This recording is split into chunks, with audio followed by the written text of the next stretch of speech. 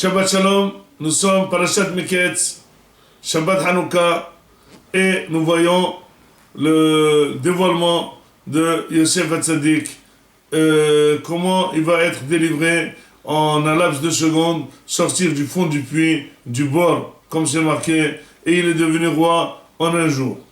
La délivrance de Yosef a été occasionnée, c'est finalement la réalisation de ses rêves, elle a été occasionnée grâce au rêve de deux ministres.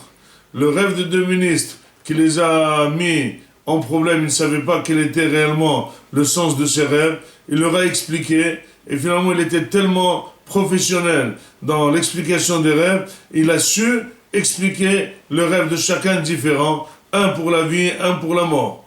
Et celui qu'il a prévu pour la vie, il a donné des délais très brefs et très précis, ça va être dans 3 jours. Donc finalement, l'explication était précise, et si jamais il y aurait erreur, il serait vraiment puni. Parce que si jamais ce serait le contraire, eh ben, il serait vengé de lui. Finalement, Yosef a réussi, et il a été délivré dans la fête de Paro, un des ministres, et l'autre a été pendu. Mais finalement, Yosef aurait souhaité que le ministre qu'il a sauvé grâce à l'explication de son rêve glisse un petit mot à Paro et lui dise qu'il faut être délivré de la prison. Quelle était sa raison qu'il pouvait faire valoir devant Paro? C'est un monsieur qui a un dossier très méchant, un dossier très sale. C'est quelqu'un qui a fait éventuellement une erreur avec la femme de son patron. Comment il peut Paro lui délivrer?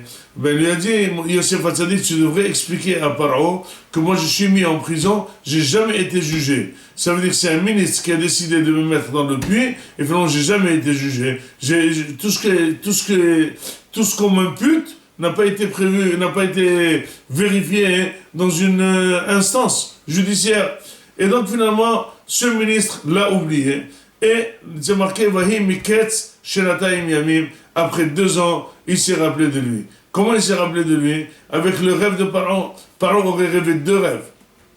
Et tous les sages de Paro lui ont donné des explications, mais ils ont donné une double explication. Et les explications ne sont pas, il ne les a pas gobées. Il n'a pas gobé par l'explication.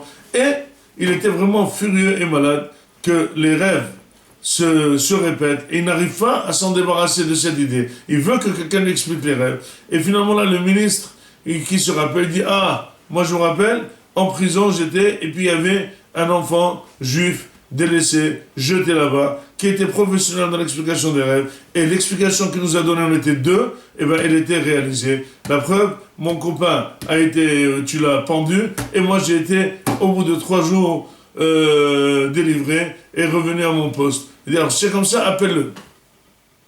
Et donc, Paro va tout de suite grader Yosef Hatzadik, non seulement le sortir de prison, mais le rendre roi en un jour. La question, finalement, le déroulement est que Yosef a fait 2 rêves, il a rencontré 2 personnes avec 2 rêves, et il a, avec l'explication de ces 2 rêves, c'était réellement l'explication des rêves de Paro. Ça veut dire que finalement, en disant au ministre que celui-là va mourir, il a déjà prévu que l'explication de ce rêve va servir de test pour Paro, qui va rêver 2 rêves et qui va le délivrer.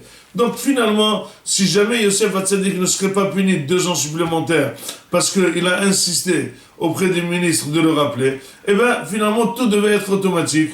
Dès que les 2 ministres ont rêvé, l'explication au bout de 3 jours, la délivrance du ministre et la délivrance et l'explication des rêves de Paro et la délivrance de Yosef, tout se fait en un tour. Mais seulement finalement, Yosef Hatzadik aurait insisté, et il a été puni pour cette insistance, et ça n'a pas marché.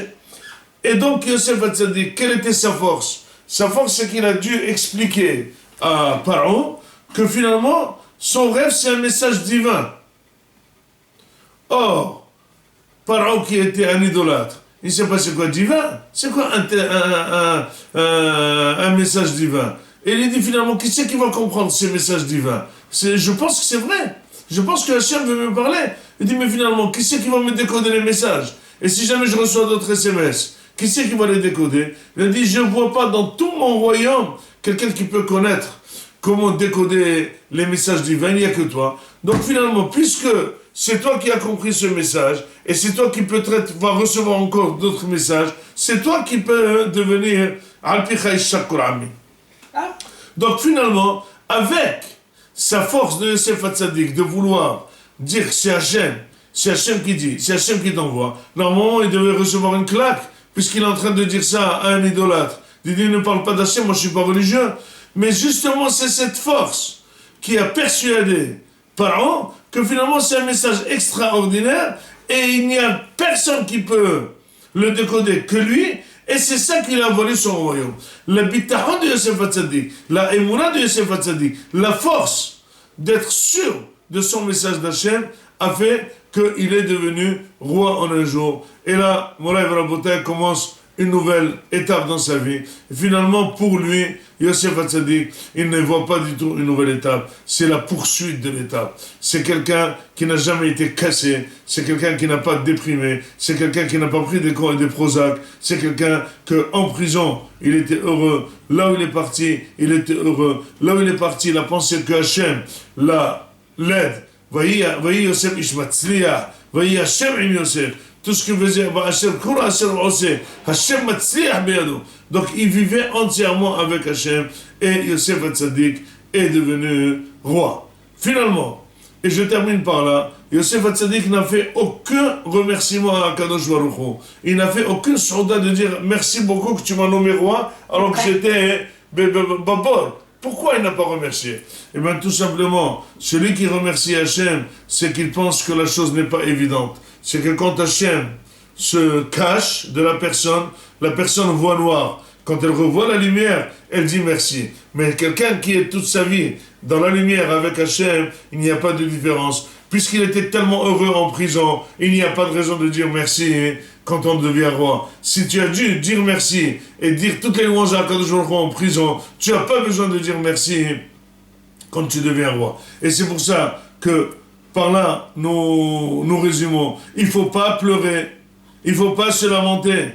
Parce qu'une fois qu'Akadosh Baruch Hu va éclaircir les choses, on va râler doublement. Non seulement qu'Akadosh Baruch Hu a tout prévu les Tova, mais on va râler pourquoi on a pleuré. Il faut toujours être heureux. Et si justement, quand on voit noir, quand on voit les périodes difficiles, il faut savoir qu'au bout du tunnel, c'est une grande lumière qu'Akadosh Baruch Hu nous garde. Et c'est pour ça que tout ce qui se passe à Am Israël, toutes les choses qu'on supporte aujourd'hui, il faut savoir que c'est très positif, parce que c'est comme ça qu'Akadosh Baruch Hu va être mahzir otanu b'tshuva, et c'est comme ça que déjà, à la fin de tout ce qui se passe dans tout le monde, de toutes ces guerres, de tout ce qu'on subit, Akadosh Baruch Hu est en train de prévoir cette grosse lumière de Yemot HaMashiach, Nizke L'Bi'at HaGoel Merav Yameinu, Amen ve Amen.